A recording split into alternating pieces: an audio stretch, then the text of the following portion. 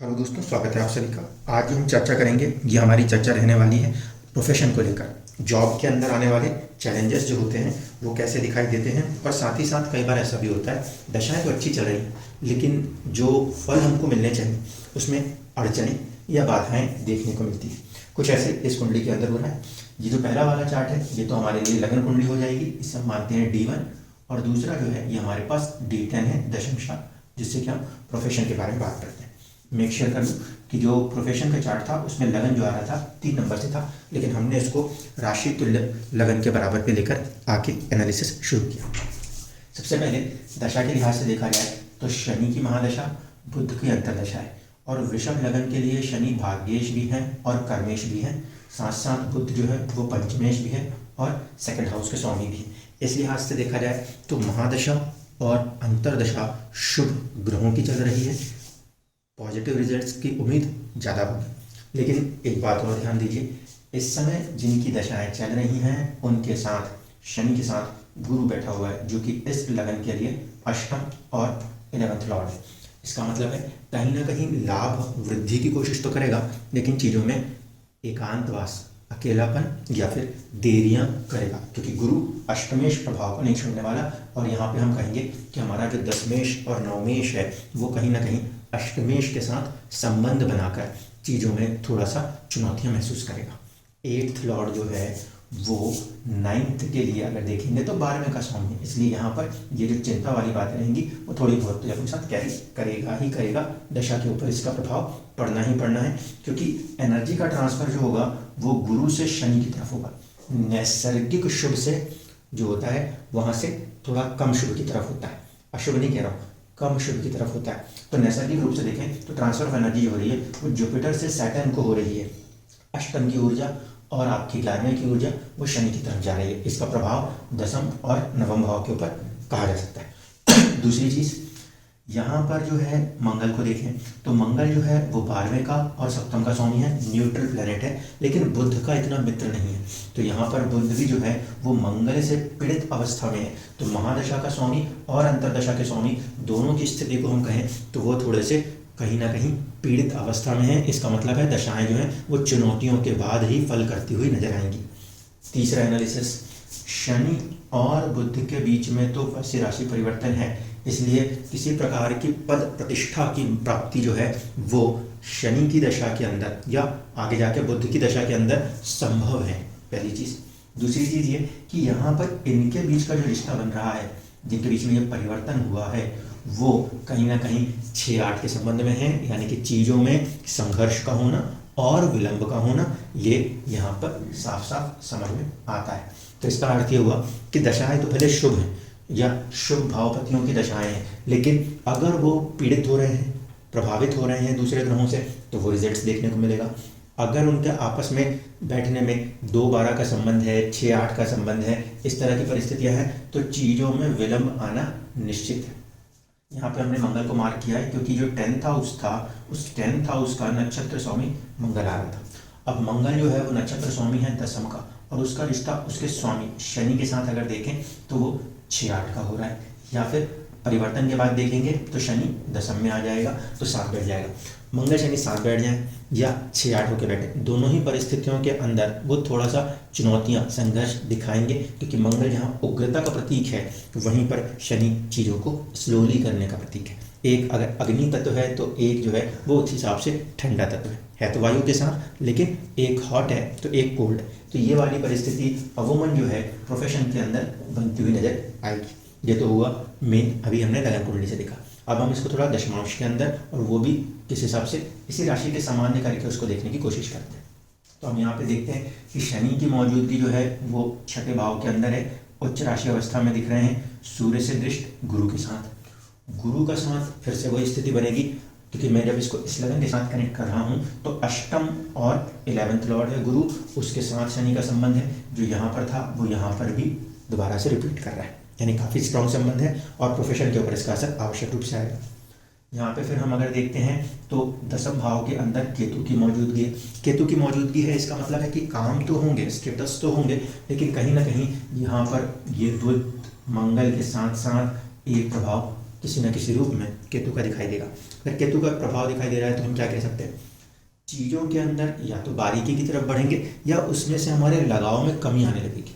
अगर हमने एक ही काम को लंबे समय तक किया तो कहीं ना कहीं हमारा उसके अंदर मन उससे दूर हटने लगेगा। ये प्रभाव यहाँ पे केतु रह रह के दिखाता हुआ नजर आएगा।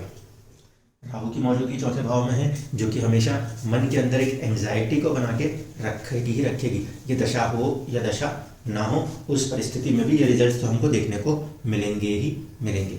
अब हम बात करें इस समय कि बेहतर पीरियड प्रोफेशनल लाइफ के हिसाब से कैसे बोले, तो यहाँ पे हम मानते हैं शनि और बुध का संबंध यहाँ पे षडाष्टक भी है और साथ साथ परिवर्तन भी है। परिवर्तन होने का मतलब है कि जीवन में कोई बड़ा बदलाव इसके अंदर जरूर आएगा, ये पहली चीज़ पॉजिटिव है। दूसरी चीज़ ये है कि यहाँ पर आ जाइए, यहाँ पर शनि उच्च स्थिति में तो है, शनि उच्च स्थिति में तो है, भाग्य का स्वामी भी है और कहीं ना कहीं आपके दसम का स्वामी, लेकिन छठे भाव में, यानी कि संघर्ष में बैठ के वो स्थिति पैदा करेगा। अब छठे भाव में शनि को बुरा नहीं मानते, ठीक है, लेकिन स्ट्रगल बढ़ा रहेगा। तो हम यहाँ मान के चलते हैं कि इनिशियली शनि की दशा जो कि शुरू हुई शनि में, शनि और शनि में भी बुध चल रहा है और शनि का रिजल्ट हमेशा देर सवेर जाके ही मिलता है। तो उस लिहाज से शुरुआती समय में कहीं ना कहीं ये संघर्ष की स्थिति दिखा रहा है छठे भाव में बैठ के।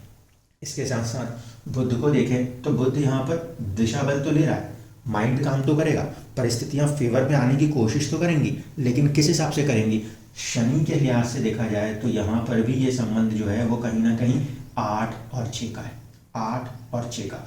यहाँ से ये 6-8 ऐसा दिख रहा था, यहाँ पे यहाँ से गिन के देखिए तो ये 7 और ये 8। इसका मतलब है शनि की महादशा में बुध की अंतर्दशा ग्रोथ की तरफ लेके तो जाएगी, लेकिन देरी सवेरी से लेके जाएगी, देर से लेके जाएगी इससे अष्टम में, और वो भी इस तरह से ले जाएगी जैसे कि हम कहीं खोए हुए हैं और हमें हल ना मिल रहा हो, ऐसी परिस्थितियों में से लेके जाएगी। क्योंकि यहाँ पर जब हम देख रहे हैं दशा स्पेसिफिक तो ये 6-8 के संबंध में ये 8 हो रहा है। 8 का मतलब होता है चीज़ें अचानक से होंगी लेकिन विलंब से होंगी, ठीक है, तो वो प्रभाव यहाँ पे देखने को मिलेगा। अब इसमें इस समय की जो दशा चल रही है उसमें गुरु का प्रभाव है, तो गुरु अष्टम का स्वामी हो रहा है, कहीं ना कहीं लाभ तो दिखा देगा लेकिन फिर भी अष्टम है, यानी कि विलंब की स्थितियाँ हैं। और कई बार डिविजनल चार्ट्स के अंदर जब हम आते हैं, तो फिर हम वहाँ के उसके लगन को फोकस में लेते हैं। जब हम इसके लगन को फोकस में लेंगे, डिविजनल चार्ट के लगन को फोकस में लेंगे, 3 नंबर से लगन बनेगा, उस स्थिति में जो शनि है वो कहीं ना कहीं आपके अष्टम का और नवम का स्वामी बनता है।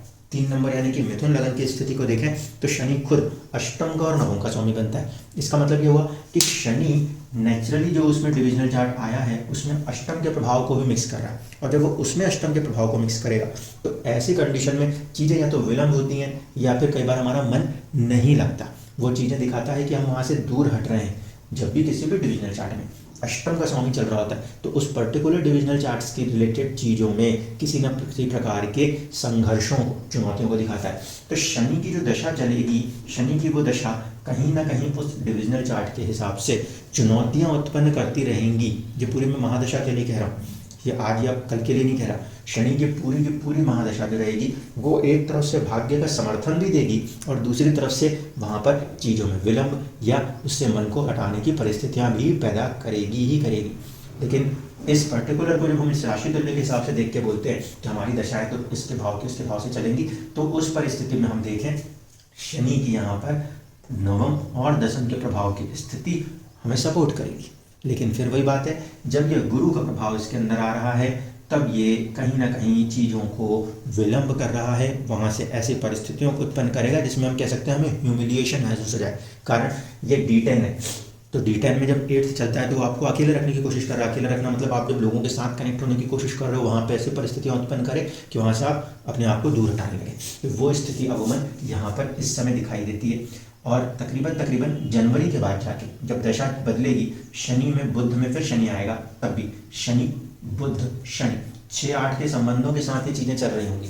और ये वाली जब दशा है, ये थोड़ी लंबी दशा रहेगी, इस दशा के अंदर प्रोफेशनल ग्रोथ के अच्छे अवसर कहे जा सकते हैं। क्योंकि यहाँ पर ध्यान से देखा जाए तो पंचम और दसम आपस में संबंध बनाकर अपनी दशा का रिपीटेशन कर रहे होंगे। परिवर्तन राज्यों की स्थिति जहाँ पर कि व्यक्ति अगर थोड़ा सा संयमित होकर, संयमित क्यों कह रहा हूँ, क्योंकि बुद्धि वाले भाव के ऊपर से ये परिवर्तन आ रहा है और एकदम से बुद्धि को कंट्रोल से बाहर ले जाके चला देंगे तो फंस जाएंगे।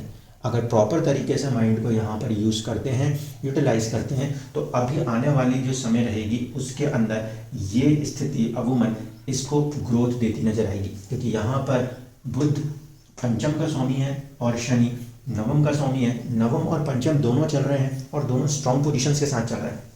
एक आपको किसी भी प्रकार के कॉम्पिटिशन्स में, संघर्षों से बाहर निकालने की ताकत दिखा रहा है, तो दूसरी तरफ पे आपको एक ऊंचाइयों पे ले जाने के लिए बुध कोशिश करता हुआ नजर आ रहा है। बुध ऐसे भी दशा में यहाँ पर भी था और बुध यहाँ पर अगर दिशा बदल लेता हुआ दिखाई देता है तो ये हमारे लिए पॉजिटिव सेंस है। इस लिहाज से अगर हम देखें तो अभी की दशा के अंदर एक संघर्ष है जो कि बात हो रही है कि आप यहाँ पर अपने आप को थोड़ा सा रोकिए और चीज़ों की गहराइयों में उतर के उसको खोजिए कि वो कौन कौन सी चीज़ें हैं जिस पर बेहतरी की जा सकती है। अष्टम जब भी चलता हो तो अपने अंदर से उतर के गहराइयों को खोजिए, यही एक पॉजिटिव सॉल्यूशन है। तो यहाँ पर भी यही कंडीशन बनती है। अष्टम चल रहा है, प्रोफेशनल लाइफ के अंदर की छोटी छोटी बारीकियों को खोजते हुए चलिए, और जैसे ही आगे की दशा सपोर्ट बनाती है बुध में शनि के प्रभाव से, वहाँ पर आपको कहीं ना कहीं एक सपोर्ट मिलेगा, देर से मिलेगा, क्योंकि 6-8 के संबंध के साथ दोनों जगहों पर परिस्थितियाँ चल रही होंगी, और उस परिस्थिति में से ही आपको कोई बेहतर अपॉर्चुनिटी मिलेगी जो एक अच्छे पद को आपके पास लेकर आ सकती है। यहाँ पर भी यही स्थिति अमूमन बनी हुई है कि दोनों के बीच में जो संबंध है वो षडाष्टक है। भले ग्रह अच्छा है, शुभ है, उससे फर्क नहीं पड़ता, लेकिन ग्रह जो चल रहे हैं उनके आपस की दूरियां जो हैं वो मायने रखती है। यहाँ पर भी क्या हुआ, जब मैंने आपको सिखाया था कि 4 घर आगे तक मित्रता होती है, अब ये 4 घर से आगे हो चुका है, ये 5 और ये 6। इसका मतलब है कि बुध और शनि इस कुंडली में तात्कालिक रूप से मित्र नहीं है, वो शत्रु हैं, लेकिन नैसर्गिक रूप से यहाँ पर क्योंकि शुभ भाव के स्वामी हैं तो पॉजिटिव करेंगे। इस लिहाज से ये दशा जो होगी उसके अंदर ये कि आपस की जो शत्रुता का प्रभाव है वो थोड़ा सा आपको परेशान जरूर करेगा, लेकिन परेशान करने के बाद एंड ऑफ द डे के रिजल्ट्स की हम बात करें तो वो जो भाव को प्रभावित कर रहा है और जहाँ का वो स्वामित्व ले रहा है उसके लिहाज से वो उसके लिए कुछ ना कुछ शुभ करते हुए जीवन में कुछ अच्छी चीज़ों को प्राप्त कराते हुए आगे भविष्य में लेके जाएगा। तो प्रोफेशनल लाइफ के अंदर इस समय आपको इतना ही ध्यान रखना है कि ये 6-8 का संबंध है, मतलब कि चीज़ें विलंब होंगी, आपको संघर्षमय तरीके से काम कराएंगी, लेकिन एंड ऑफ द डे जब पूरे की पूरी दशा अपना कंक्लूजन करेगी तो आपको किसी न किसी प्रकार से कोई ना कोई पोस्ट पोजीशन पावर देते हुए आगे चली जाएगी। धन्यवाद।